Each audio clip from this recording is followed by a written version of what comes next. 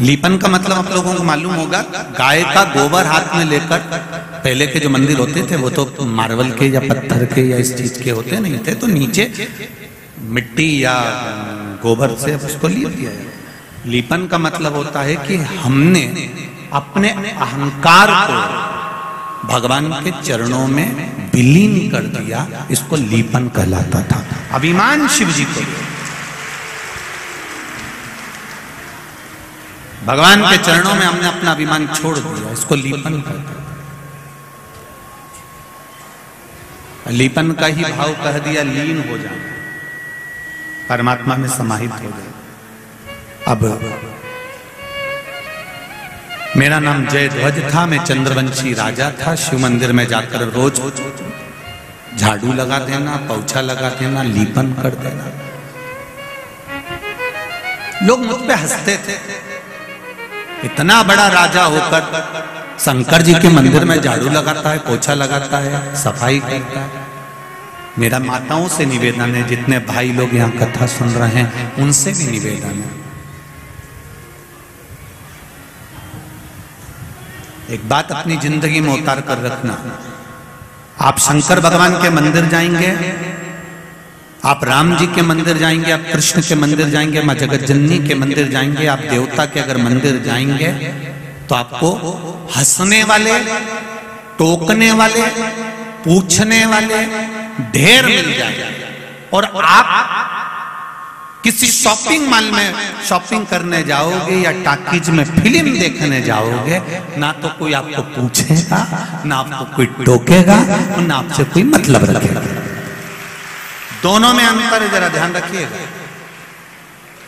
मंदिर जा रहे हो तो 50 बार पूछ रहा है, पशुपति व्रत क्यों करे, किसके लिए करे, सियोर वाला महाराज ने बताया था क्या, मंदिर क्यों जा रही है, लोटा भर के जल क्यों चढ़ा रही है, क्या कर रहा है, कारण क्या है, क्या हो गया ऐसा जो मंदिर जाने लगी। तुम तो पढ़े लिखे लोग हो, क्यों चक्कर में पड़ जाते हो। अच्छे जीन्स पहन के मंदिर जा रहे हो, टी शर्ट पहन के जा रहे हो, तुम्हें तो अक्ल होना चाहिए, काहे को तुम इसमें मंदिर में जा रहे हो, क्यों जा रहे हो। अगर तुम ये बात टाकीज में जाने वालों से कह दो, रे क्यों जा रहे हो फालतू के कलाकारों का कला देखने के लिए मंदिर जाओ। तुम इनसे कह दो कि शॉपिंग मॉल में क्यों घंटे 2 घंटे बर्बाद कर रहे हो, कोई नहीं कहेगा। हम दिख भी गए ना तो थोड़ी सी स्माइल दी और चल रही है, इससे ज्यादा कुछ।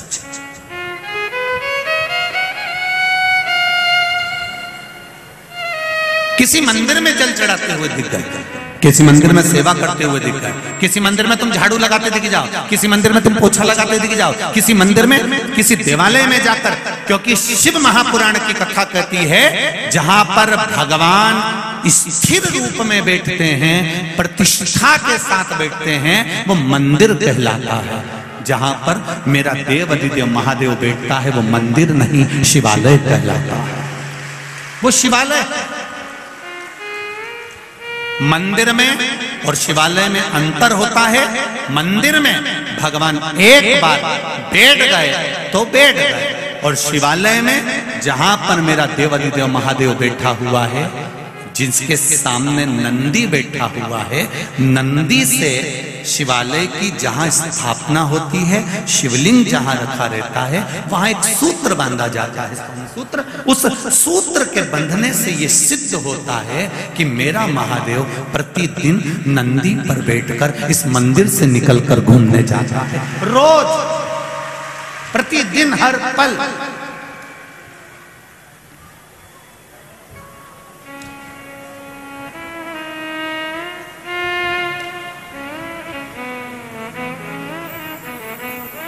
हमारा गुरु घर यहीं नजदीक में ही है, लाल हॉस्पिटल के पीछे श्री गोवर्धन नाथ जी की हवेली, हमारा गुरु घर है।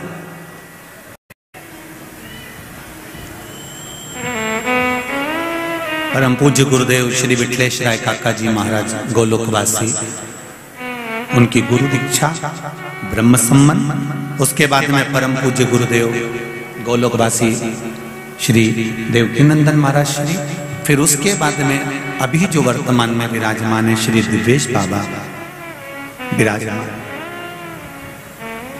हवेली जी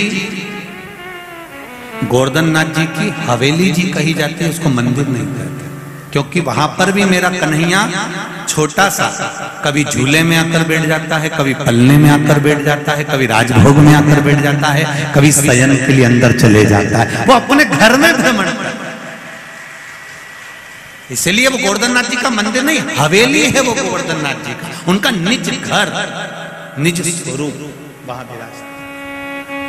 उसी तरह शंकर जी का मंदिर नहीं होता, छोटा सा भी अगर तुमने मंदिर बना दिया है तो वो शिवालय है, जहां पर मेरा देवाधिदेव महादेव, जहां पर मेरे शंकर भगवान, जहां पर मेरे भोलेनाथ अपनी पार्वती जी के साथ में, गौरा जी के साथ में नंदी पर सवार होकर भ्रमण के लिए प्रतिदिन निकलते हैं, रोज। ऐसा कोई पल नहीं, ऐसी कोई घड़ी नहीं, ऐसा कोई क्षण नहीं।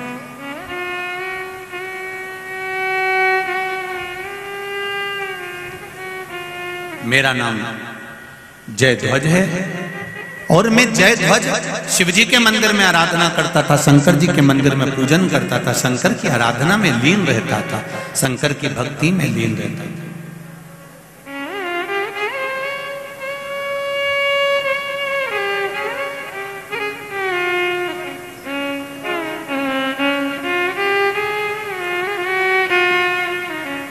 अपने को श्रेष्ठ मानना और अपने आप को विद्वान मानना या अपने आप को श्रेष्ठ मानना, बाकी के किसी को आप सम्मान नहीं देना, इससे मेरी गति बिगड़ी है। महाराज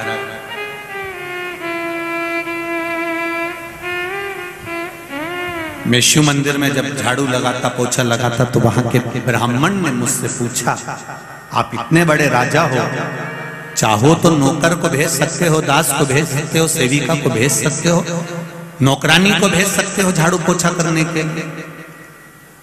और हमारे यहाँ स्कंद पुराण में जो 16 सोमवार के व्रत की महत्वता कही है,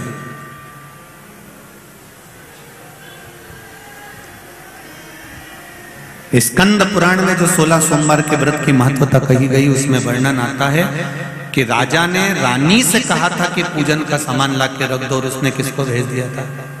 बोलो जरा जी जी, बोलो जी, दासी को भेज दिया। क्या हुआ?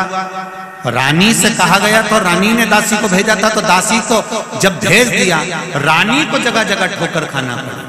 तो राजा कह रहे हैं ब्राह्मण देवता से, ब्राह्मण कह रहे हैं कि आप इतने बड़े राजा, लाओ मैं सेवा कर देता हूं, आप इतने बड़े राजा, ये झाड़ू लगाने आते, पोछा लगाने आते।